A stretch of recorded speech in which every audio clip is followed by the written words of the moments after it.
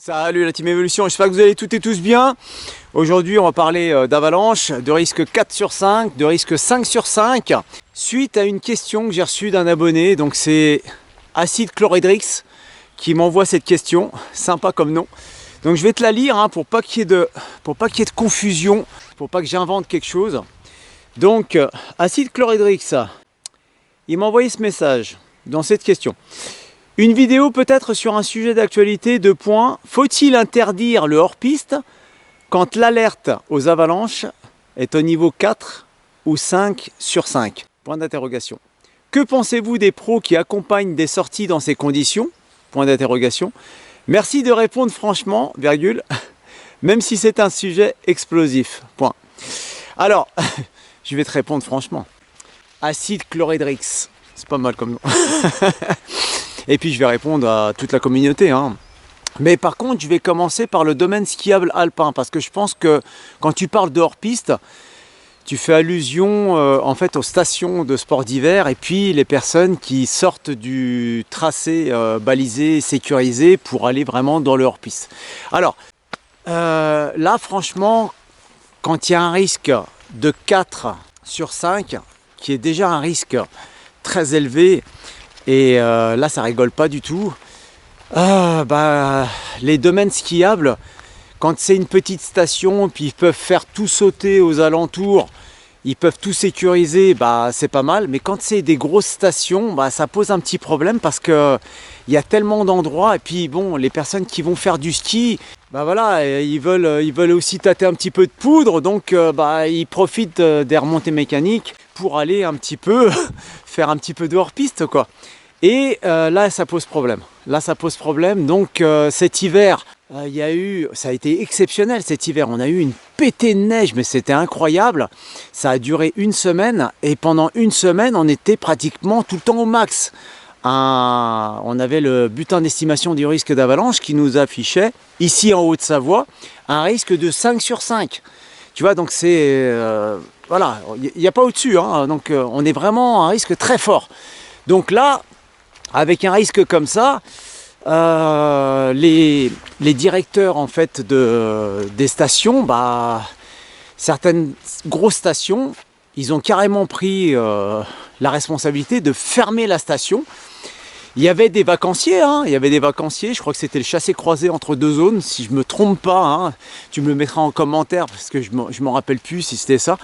Mais qu'est-ce qu'ils ont fait ? Il y en a, ils ont anticipé leur départ pour pas que ça soit trop de boxon sur les routes, parce que le problème quand il y a un risque qui est très fort, tu as naturellement les accès routiers qui vont être encombrés. Il va y avoir des avalanches certainement sur les routes, des accès routiers qui vont être fermés, des détournements, etc. Donc pour éviter tout ça, il y a des gens qui ont anticipé leur départ. Et puis il y a les autres qui sont arrivés, et puis ça a posé un petit problème parce que la station était fermée, donc ils sont venus pour skier. Et on ferme la station, pourquoi ? C'est pour leur sécurité, quoi, pour pas qu'ils aillent se mettre dans une pente et déclencher une avalanche, tout simplement. Déjà pour eux, et puis aussi pour les autres personnes qui n'ont rien demandé, qui sont sur le bas des pistes. Parce qu'une avalanche, ça part sur une pente qui est inclinée et ça peut toucher la piste, voire la traverser et emmener tout le monde au passage. Donc c'est pas cool. Donc voilà ce qui s'est passé un petit peu sur ces domaines skiables. Donc pour éviter de voir tout le monde sur le hors-piste, ils ont carrément fermé la station. Au niveau des domaines non sécurisés, donc ce qu'on appelle les domaines non sécurisés, c'est quand tu pars en montagne, mais à la sauvage, quoi. Il n'y a pas de balisage, il n'y a rien, c'est pas sécurisé, on n'a pas dynamité la montagne pour toi avant que tu ailles faire du ski de rando ou de la raquette. Donc là, est-ce qu'il faudrait interdire la pratique pour le ski de rando, pour la raquette, etc. Alors, je ne sais pas si c'est la solution. Pourquoi il faudrait interdire ? La montagne, c'est un accès de liberté. Faut que les gens ils sachent qu'en montagne, bien sûr, il y a des dangers objectifs, donc ceux-là, on les connaît, c'est les risques d'avalanche, et qu'avec un minimum d'informations et un minimum de connaissances, une personne sensée, elle ne va pas y aller, quoi, tout simplement. Donc, moi, personnellement, j'interdirais pas. Tout simplement, qu'est-ce qui va se passer ? Comme je t'ai dit tout à l'heure, les accès routiers, naturellement, comment dire, les dirigeants en fait, des communes et puis des départements, ils vont fermer ces accès routiers. Pourquoi? Parce qu'il y a un risque tout simplement d'avalanche sur ces routes et de mettre vraiment en péril les personnes qui monteraient aux stations. Donc, fermer les routes d'accès, bah oui, ça c'est... oui, je suis tout à fait d'accord. Mais interdire l'accès, interdire la pratique en montagne, ça c'est à chacun de prendre ses responsabilités. Mais après, je te dirais, moi, perso, ce que je ferais. En ce qui concerne les pros de la montagne, les professionnels de la montagne, c'est leur travail. Eh ben, je vais te dire un truc très très simple. Les professionnels de la montagne, ils prennent leurs responsabilités. Ils vont partir avec des gens qui ont le niveau physique, voilà, qui peuvent tenir le coup sur des distances, qui savent, qui ont un gros niveau technique. Et je pense que c'est pas mal d'avoir un gros niveau technique lorsqu'il y a des journées un peu engagées comme ça. Mais par contre, quand il y a un risque 4, quand il y a un risque 5, c'est eux qui prennent leurs responsabilités. Voilà, moi je ne vais pas en dire plus. Si tu es un client et que tu dois aller en sortie dans un groupe et que le lendemain, vous allez faire du ski sur les pistes. Pourquoi? Parce qu'en sauvage, c'était risque 4, c'est risque 4, c'est risque 5. Donc vous rabattez sur une station. Mais sur la station, qu'est-ce que vous faites? Vous dites, ouais, allez, on est tous équipés de déviation de pelle. Tac, on va s'engager un petit peu à côté des pistes, là, pas trop loin, tatati, tatata. Mais t'es en hors-piste. Donc là, c'est eux qui prennent la responsabilité. Voilà. Mais en tant que client, tu peux dire, non, j'y vais pas, quoi. J'ai pas envie d'y aller, donc allez-y vous, et puis voilà. Personne t'oblige à y aller. Il n'y a que ton engagement financier qui t'oblige, entre guillemets, à y aller. Mais qu'est-ce que c'est que de perdre 150, 200 euros contre une vie, quoi. Donc il vaut mieux... Moi, personnellement, j'irai pas. Voilà. Je dirais à mon guide, écoute, je vais aller faire du spa, quoi. Voilà, ce sera mieux. Après, c'est toujours délicat. Mais les pros, ils prennent leurs responsabilités. Au niveau des clubs, des assos de montagne et des fédérations, tu vois, je parle de fédération parce que cette année, par exemple, j'ai pas reçu de mail de la fédération qui me disait, ouais, attention, faites passer le message à vos membres, c'est risque 4, c'est risque 5, tatati, tatata, etc., etc. Il y a eu tellement d'informations sur les réseaux sociaux, sur les chaînes d'information, etc. et autres, que on était submergé d'infos. Tu voyais très très bien que la situation elle était complexe.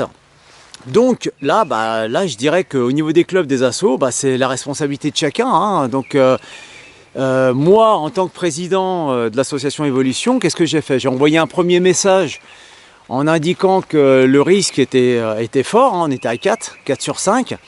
Et puis que ça continuait à neiger, donc on risquait d'être certainement en risque maximum. Donc je sensibilisais en fait mes membres à prendre toutes les précautions si jamais ils sortaient. Mais je les sensibilisais plutôt à rester à la maison. Voilà, pour dire la vérité. Mais je pouvais pas me permettre d'interdire, de les interdire de sortir. Voilà, je suis qui pour interdire ça? Je suis personne. Donc je peux juste sensibiliser le fait que ils vont prendre des risques et ils vont se mettre en danger eux et ils risquent de mettre en danger les personnes qui les accompagnent, qui les accompagnent. Donc voilà, le rôle du président, c'est plutôt de sensibiliser un petit peu ses membres, alors de les dissuader par l'expérience, la connaissance, et du fait que tu formes un petit peu tous tes membres lors de formations nivologiques et DVA. Et là, quand il y a des formations, tu les sensibilises à 200% et ils vont comprendre tout de suite que que quand il y a des risques très élevés, ils vont pas sortir, tout simplement.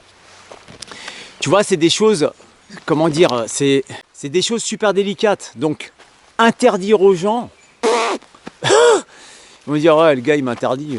Non mais attends, c'est bon quoi. C'est qui pour m'interdire? Moi j'y vais quand même, quoi. Le mieux c'est de sensibiliser, d'expliquer. De faire comprendre aux gens que là c'est super dangereux, qu'il vaut mieux aller au cinéma que et de continuer à aller en montagne plus tard. Voilà, c'est un peu ça. Alors moi personnellement, qu'est-ce que j'en pense de tout ça? Je pense que la montagne, Je pense, hein, mais c'est perso, hein. Je pense que la montagne doit rester libre. Donc, si tu veux y aller, même s'il y a un risque de 4, même s'il y a un risque de 5, si tu veux y aller, bah, t'y vas, mais t'y vas en connaissance de cause et tu prends tes responsabilités. Mais si t'as pas toutes les connaissances et puis toute l'expérience, perso, moi j'irai pas. Voilà. Qu'est-ce que j'ai fait quand il y a eu risque 4 et risque 5? Bah, je suis resté à la maison. Je suis resté tout simplement à la maison, ça m'a donné une journée de repos. Puis vu que le risque est resté une semaine, bah, j'ai fait une semaine de repos plus. Voilà. Donc j'ai lu, je me suis reposé, j'ai fait un peu de sport à la maison, tranquille, mais puis j'ai laissé passer la tempête. On a attendu une stabilisation, et puis quand le risque en fait a diminué, bah, on est ressorti gentiment. Il faut prendre en considération que les pratiquants, ils doivent prendre leurs responsabilités. J'insiste sur le mot responsabilité, parce que interdire à quelqu'un, il pourra toujours déjouer le truc et puis il pourra toujours y aller. Mais par contre, si tu le responsabilises, si tu le sensibilises, si tu lui expliques tout ça, bah, ça sera beaucoup mieux que d'interdire. C'est ce que je pense. Après, chacun pense ce qu'il veut. Voilà, tu m'as demandé mon avis sincère, hein, voilà, je te le donne, quoi. En conclusion, bah, perso, encore une fois, j'interdirai pas de sortir. Par contre, en ce qui concerne les stations, alors si tu veux aller faire du hors-piste, alors je parle pas sur un risque de 4 ou de 5, mais je parle sur un risque de 3, par exemple, un risque 3 sur 5. Si tu veux faire du hors-piste en station, il y en a tellement qui vont faire du hors-piste en station, puis des fois, tu vois, ça arrive, hein, tu regardes à la télé, tu regardes même sur YouTube, tu vois qu'il y a eu des avalanches, et à quelques mètres des bâtons de la piste qui était sécurisée, mais en hors-piste. Donc, pourquoi pas sensibiliser les personnes à acquérir un DVA, une sonde et une pelle, et savoir s'en servir. Pourquoi pas? Voilà. Et en leur disant que bon, bah tu vas aller faire du hors-piste, ok, mais par contre tu vas prendre un DVA, une sonde, une pelle, et tu vas pas y aller tout seul. Et vous allez prendre des distances de sécurité si jamais vous voulez aller faire du hors-piste, etc., etc. Donc c'est délicat. C'est délicat pourquoi? Parce que quand tu vas en station de ski, bah y a tout le service des pistes qui te dame la station, c'est pour que tu restes sur les pistes damées, quoi. Après, quand tu sors à l'extérieur, ils le savent en station, c'est pour ça qu'ils dynamitent toutes les pentes à droite à gauche, ils sécurisent au maximum, même en hors-piste. Parce que naturellement, ils le savent que des gens, c'est plus fort que... Des fois, c'est plus fort que nous, on a envie d'aller dans cette poudreuse, tu vois. Même sortir un petit peu des piquets et puis revenir sur la piste. Voilà, qui est-ce qui ne l'a pas fait? Mais par contre, quand tu fais ça, enfin moi je sais que si jamais je le fais, bah, je mettrai un DVA, une sonde et une pelle dans mon sac et le DVA sur moi. Et j'irai pas tout seul. C'est un exemple. Après, pour ce qui est de classique, sortir à l'extérieur en milieu sauvage, ça, nous pratiquants, on le sait. Enfin, ceux qui pratiquent déjà la montagne depuis un moment, ils savent que bah, le risque zéro n'existe pas en montagne. Donc un DVA, une sonde et une pelle, c'est pas une option. C'est quelque chose de... C'est du matériel de sauvetage que tu dois avoir en permanence avec toi, en hivernal. Et même des fois en estival sur terrain enneigé. Parce que même en estival, des fois, il neige. En haute altitude. Donc, c'est pas quelque chose à négliger. Et bien sûr, savoir s'en servir. Et bien sûr, pas partir seul. Si tu pars seul, bah, on pourra juste retrouver le corps, quoi. Faut dire la vérité. Après, comme je te le disais, oui, il faut savoir utiliser le matériel. Parce que c'est bien hein, d'avoir tout ce matériel sur soi. Mais si tu ne sais pas utiliser un détecteur de victimes d'avalanche, bah, c'est un petit peu dommage. Donc c'est pour ça qu'il faut passer un petit peu par la case formation. Tu as maintenant dans diverses stations de sport d'hiver alpine ce qu'on appelle des garden DVA, là, des parcs à DVA, où tu peux aller là-bas, tu peux t'entraîner. Voilà. Tu fais une petite formation, c'est pas bien cher, ça te coûte entre 30 et... Enfin, c'est plutôt 60 € je crois, si je me trompe pas. Mais par contre, après, tu connais un petit peu ton matos, tu connais le protocole, et c'est quand même plus sécuritaire, entre guillemets, quand tu sais déjà te servir de quelque chose. Voilà, ça va plus vite à mettre en œuvre. Donc, c'est pas mal. Et après, bah, le dernier point, je dirais que... Ouais, sensibiliser sensibiliser les pratiquants occasionnels, ceux qui viennent en montagne occasionnellement, une fois par an, 2 fois par an, une fois en hivernal, une fois en estival peut-être, mais leur expliquer, les sensibiliser à tous ces dangers objectifs en montagne. Et pas les obliger ou pas leur interdire quoi que ce soit, mais les sensibiliser et que ça vienne par eux-mêmes à dire ah ouais ok, ah ouais c'est chaud là. Donc ouais je vais peut-être prendre un DVA, une sonde, une pelle. Voilà, il y en a en magasin de location, il y en a. Et puis je vais faire une petite formation en station, c'est ludique, c'est pédagogique. Et puis au moins comme ça on sait utiliser le matos et puis on peut sortir. Alors sensibiliser les pratiquants occasionnels, oui, mais aussi les autres, ceux qui ont l'habitude. Pourquoi? Parce que même quand on a l'habitude, on a tellement l'habitude que des fois on ne fait même pas un exercice DVA de recherche de victimes d'avalanche une fois par an. Voilà, il faut dire la vérité, hein. Moi, quand je propose des formations DVA au sein de mon club, je le dis systématiquement, je sensibilise les gens en disant, voilà, ce qui serait bien, c'est de faire un exercice au début de la sortie. Mais bon, c'est pas évident. C'est pas évident, pourquoi? Parce que on a envie de faire notre sortie, on n'a pas envie de faire l'exercice juste avant. Mais c'est mieux de le faire avant, parce qu'après, peut-être qu'on n'est pas sûr de le faire. Voilà. Et si jamais il arrive quelque chose pendant la sortie, si on a fait ce petit exercice peut-être avant, peut-être on aurait les automatismes. Parce que nous, on n'est pas secouristes, tu vois. Donc le problème, c'est quoi? C'est que plus on fera d'exercices, et plus on aura une automatisation en fait des gestes et du protocole. Voilà. Et des fois, ça part sans réfléchir, tu vois. Tout de suite, tac, il y a l'avalanche, tout de suite, tu passes en mode recherche, etc. Puis tu commences à te précipiter, en fait, vers la zone d'accumulation. Et voilà ce que j'en pense. Donc, je t'ai répondu franchement. Mets-moi en commentaire ce que toi, tu penses. Si tu interdirais, par exemple, l'accès aux hors-pistes, si tu interdirais aux professionnels d'aller en montagne lorsqu'il y a un risque 4, lorsqu'il y a un risque 5. Après cette année c'était exceptionnel, hein. La dernière fois qu'on a eu un risque 5, c'était en 2018 si ma mémoire est bonne. Si ma mémoire est bonne, hein, tu me le mets en commentaire parce que je ne me rappelle plus exactement. Mais c'est pas quelque chose qui arrive chaque année, le risque 5. Mais le risque 4, oui. Le risque 4, c'est quelque chose qui peut nous atteindre. Et puis après, après 2-3 jours sans neige, hein, sans précipitation, le risque diminue et puis on repasse en risque 3. Mais de toute manière, que ce soit un risque 2, un risque 3, un risque 4, un risque 5, même en fin de saison, des fois, même un risque 2, ça peut être dramatique. Parce que là, en ce moment, il y a toujours cette couche fragile qui est enfouie au-dessus de 2000 mètres et il ne faut pas l'oublier.